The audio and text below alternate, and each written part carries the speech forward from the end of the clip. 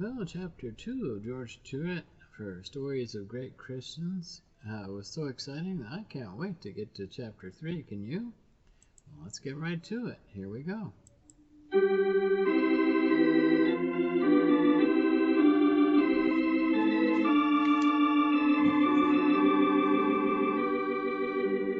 We greet our friends everywhere with chapter 3 of Forced to Preach, the life story of George Truett.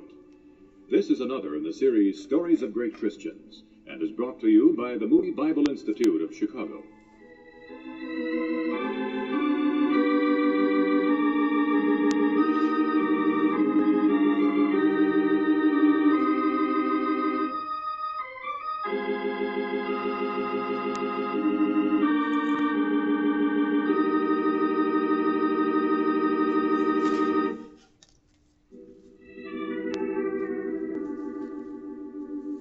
When my George told the story of the North Carolina Mountain Schools, the Baptist State Convention meeting in Marietta, Georgia, listened, and then they acted, with their money and their pledges. My George, actually I didn't meet him till 5 years later, had been a kind of living proof of the real quality of mountain people. That same afternoon, Mr. C.B. Willingham walked right up to George in the Assembly Hall and told him that he was ready to send George to Mercer University for 4 years and to pay all his expenses. So George went back to his school teaching, waiting for the fall to come. But that spring, his father's farm failed. Too much rain, no sun. George's father got panicky and... Give that trunk a shove on the west side, George. You under there, Dad? It's fine. Well, last trunk on the wagon. Goodness knows that they're happier not taking any trunks. When I get out there to Texas, I don't want anything to remind me of North Carolina's burned out farmland. Here comes Ma and Luther. Quit your sobbing, Ma. This land's seen enough water all spring. Tears will just flood us out. Can't help it.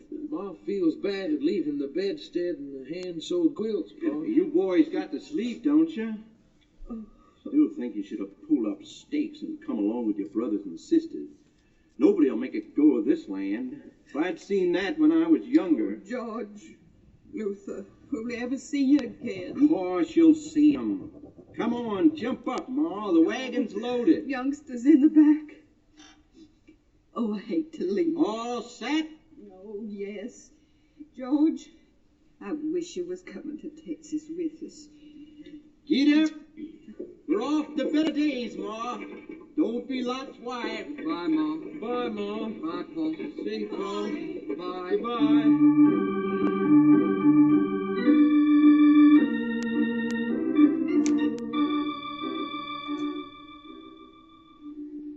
Luther, we've had quite a day. In fact, we've had quite a summer.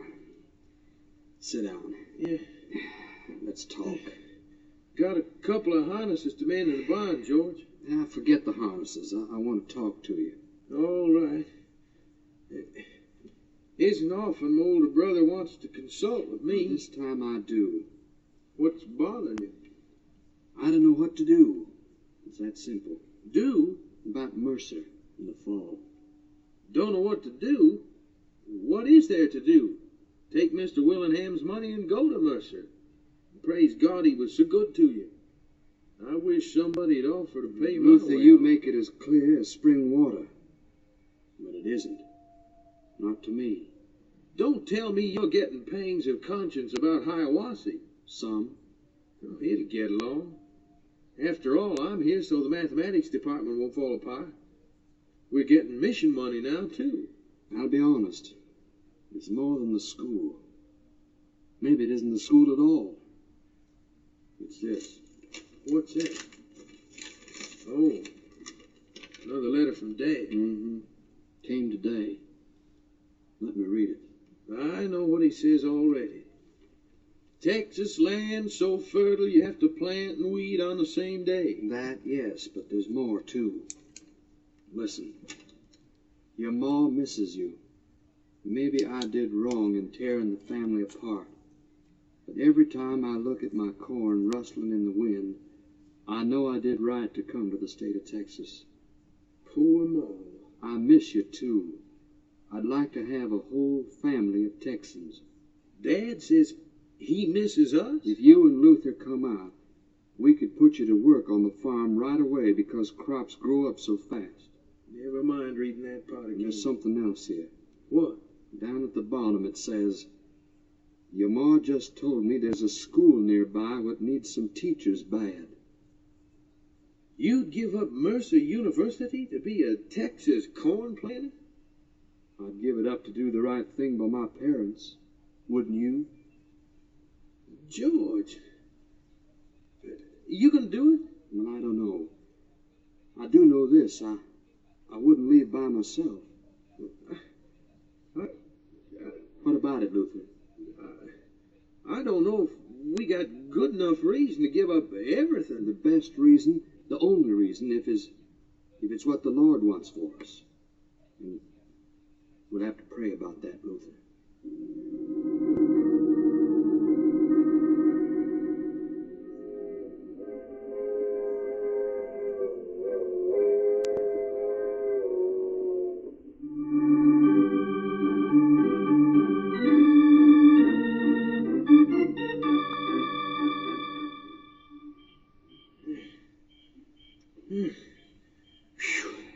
Hey, let's knock off.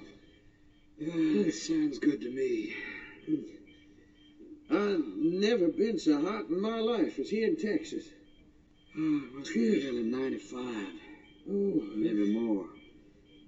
Cutting hay doesn't bring that temperature down either. I've aged 5 years in 1 week. I reckon my muscles won't quarrel with you on that, Luther. I'll take my advanced calculus to this any day. Look at those fields. Did you ever see anything like it back home? Flat as can be. Miles and miles of flatness. Flat as a stove top and twice as hot. Doesn't it ever cool off? At night, a little. So we work in the day. I miss the hills. Mountain springs, the cool, clear water. Water here tastes as flat as the plains. Remember the fishing? George, I don't know how much of this I can take. We gave up everything to be broiled on a desert. I think I know how you feel, Luther.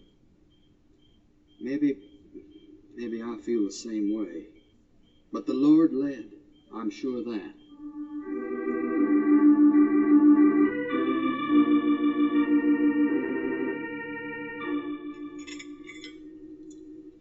Well, boys, time to get out to the fields. Breakfast's over early in this country. We got a big harvest ahead.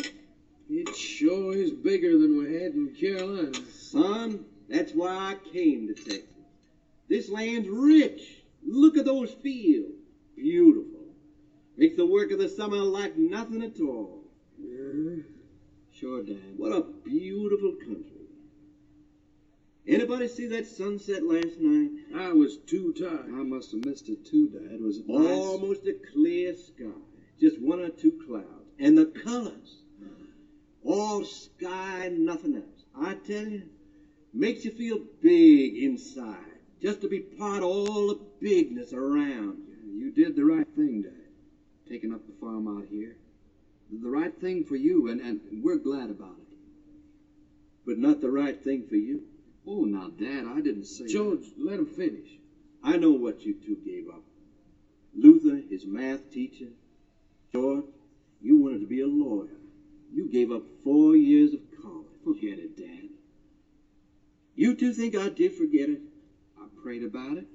The Lord led me. It's been hot this summer, that's all. Well, it's September already.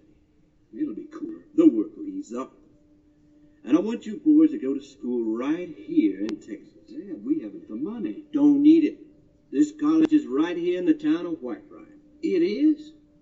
Grayson College. Uh-huh. Why, Dad, you're right. You're absolutely right. Luther, did you hear that? There's a college right in the middle of this little flat town. It's something you wouldn't find back in North Carolina. A college within walking distance of your farm. We're going to look into that.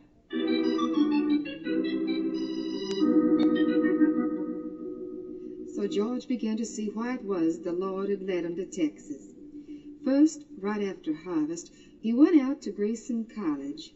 Well, now, I don't see any reason why a Texas college shouldn't admit two native-born North Carolinians. Of course, we'd prefer Texans, but I guess sometimes a converted one is better than a born one. Yeah, let's see, George Truett, pre-law. Now, if you'll just put your signature down on these registration cards, we'll assign you to your classes, and we'll be set as pretty as a Texas rose.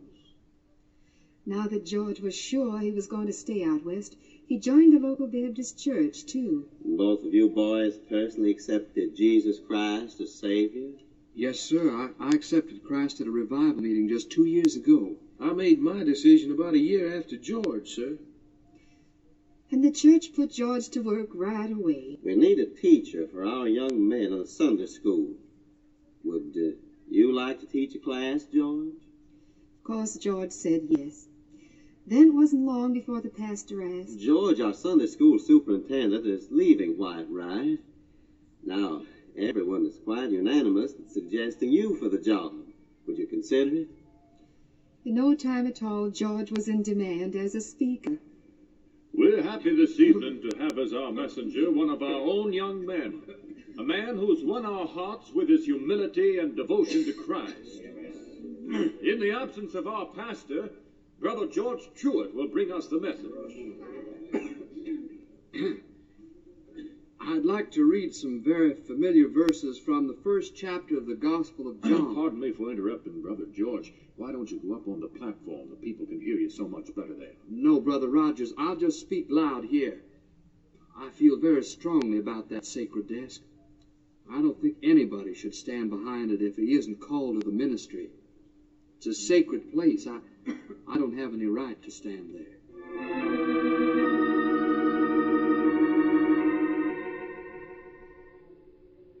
Mrs. Truett, I came over this afternoon with some very weighty business.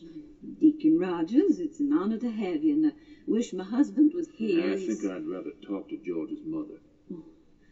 About George? Has your son ever considered the ministry? The answer's not easy, Brother Rogers. I've kind of hinted, and others too, but what a man considers in his heart, that's his. George is a good preacher. Some of us think he should be doing nothing else but preaching. It's what I've prayed for, but you know he's taken a lawyer's course at the college. I know. And this is George's decision. Sometimes other Christians must help in making a decision. You believe that? Especially if a man doesn't see for himself the gifts that God has given him. What are you trying to tell me, Deacon Rogers? We're calling a special meeting at our Saturday service a week from next Saturday.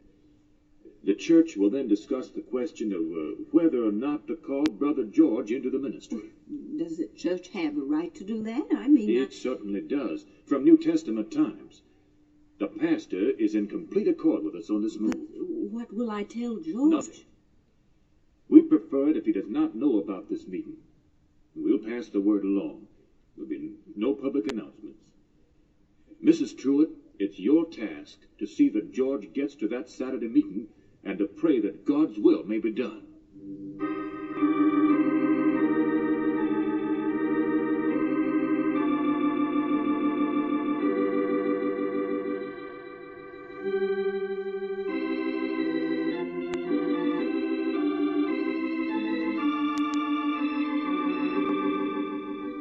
We brought you Chapter 3 of Forced to Preach, the story of George W. Truett. This has been another in the series Stories of Great Christians, transcribed from the radio studios of the Moody Bible Institute in Chicago.